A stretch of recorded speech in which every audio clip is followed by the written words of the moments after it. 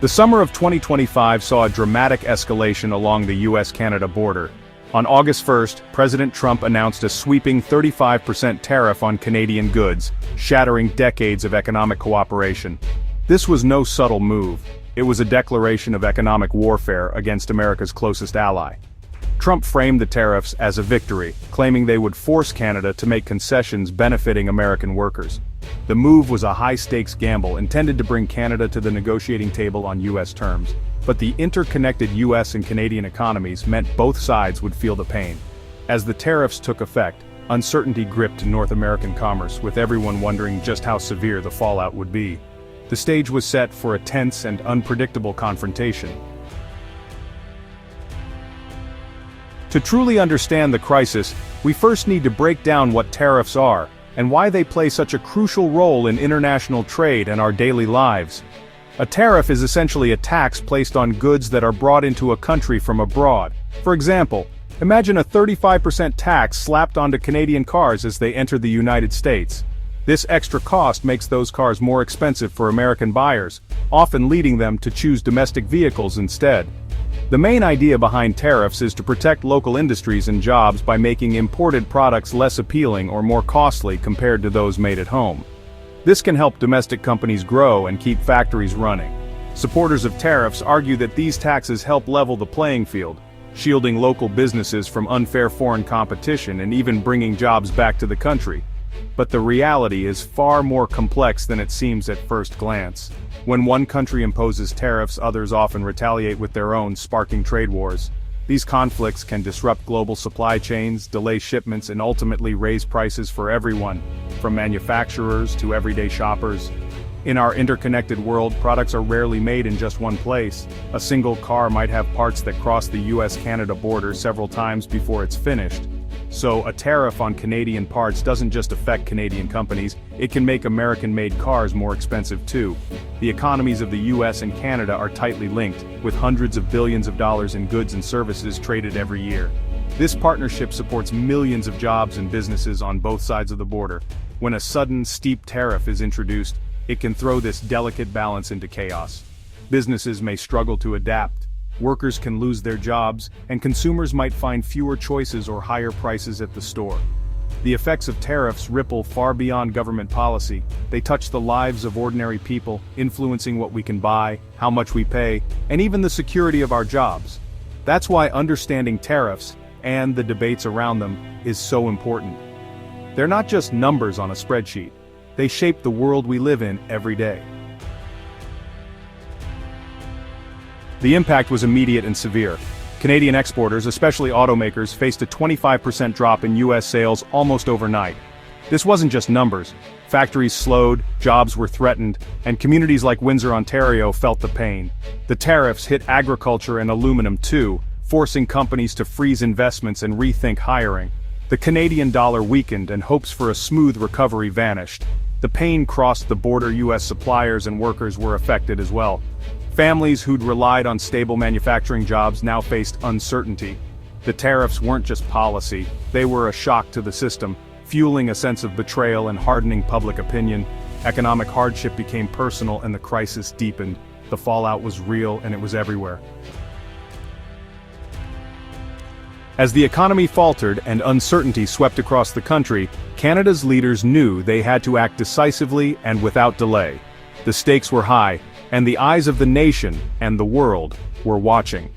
On August 22, Prime Minister Mark Carney addressed the nation in a televised speech, acknowledging the pain Canadians were feeling but vowing not to be bullied by outside forces. He spoke with clarity and resolve, promising that Canada would not back down in the face of economic threats. His message was clear. Canada would stand firm, defend its interests, and protect its people, no matter how tough the road ahead. Foreign Affairs Minister Anita Anand and Finance Minister François-Philippe Champagne took center stage, launching a public campaign to rally support. They called the new U.S. tariffs not only unjustified but also damaging to both economies, warning of the risks to jobs and businesses on both sides of the border. Anand forcefully rejected U.S. accusations of Canadian disloyalty, reminding the world of the deep, historic partnership between the two countries, a partnership now threatened by political brinkmanship. Behind closed doors, Canadian officials worked late into the night, crafting a set of targeted retaliatory tariffs. Their goal? To apply pressure on key U.S. regions while minimizing harm to Canadian families and businesses. Every move was calculated, every decision weighed for its impact. The government's unwavering stance inspired Canadians from coast to coast. Citizens gathered at rallies, waved flags, and voiced their support, showing that in times of crisis, unity could be Canada's greatest strength. Polls soon reflected this surge of solidarity, with a clear majority supporting the government's decision to resist U.S. demands and defend Canadian sovereignty. This national unity gave Carney's team the confidence and political space to seek out new partnerships, diversify trade, and develop innovative strategies for the future. Canada was determined to show the world that it had leverage and options. The country's leaders made it clear they would not be cornered. In the end, the crisis became a true test of national resolve, forging a new sense of purpose and unity among Canadians everywhere. With U.S. talks stalled, Canada pivoted south. Ottawa moved to strengthen ties with Mexico, forging a united front against U.S. pressure.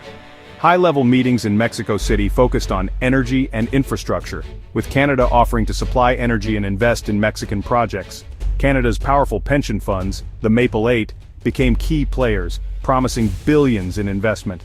This alliance aimed to reduce both countries' dependence on the U.S. and reshape North American trade. By coordinating on USMCA strategy, Canada and Mexico increased their bargaining power. A new North-South axis was emerging. As the trade war between the United States and its trading partners reached a fever pitch, a dramatic twist unfolded in the American legal system. A U.S. federal appeals court, after months of deliberation, delivered a decision that sent shockwaves through Washington and beyond. On August 29, the court ruled that President Trump's legal authority for imposing most of the tariffs was unconstitutional. The judges argued that the administration had overreached, using national security as a justification for broad economic measures that went far beyond their intended scope. Although the tariffs remained in effect while the government prepared its appeal, the ruling cast a long shadow over the administration's entire trade strategy. Business owners, importers, and exporters across the country were left scrambling, unsure of what the future might hold.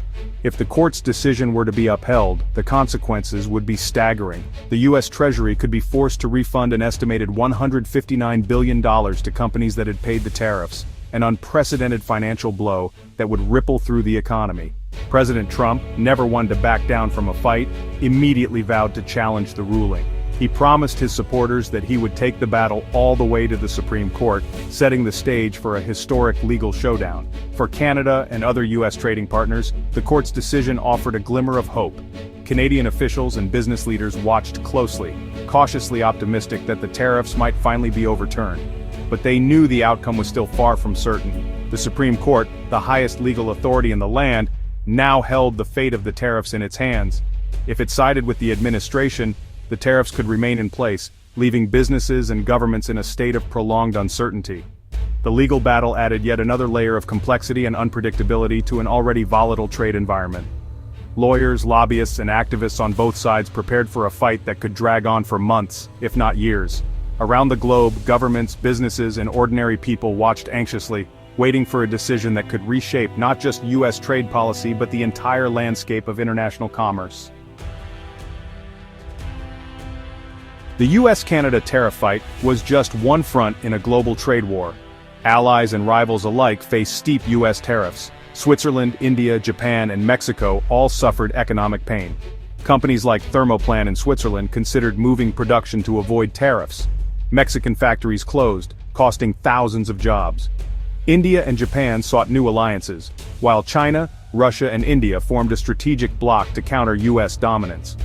The U.S. approach pushed targeted nations closer together, accelerating a shift toward a multipolar world.